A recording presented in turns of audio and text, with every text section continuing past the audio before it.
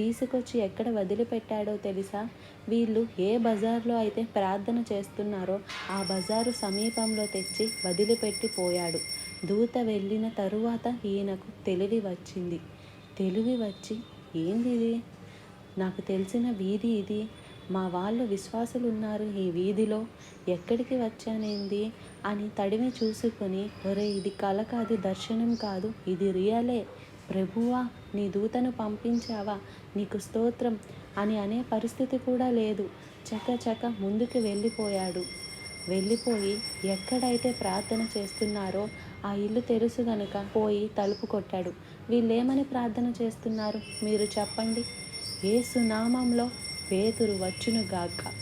ఏసునామంలో పేతురు రోదే అనే చిన్నది ఉంది, వాళ్ళతో కలిసి ప్రార్థన చేయటానికి. చిన్నోళ్ళు భలే తెలివిగల వాళ్ళు.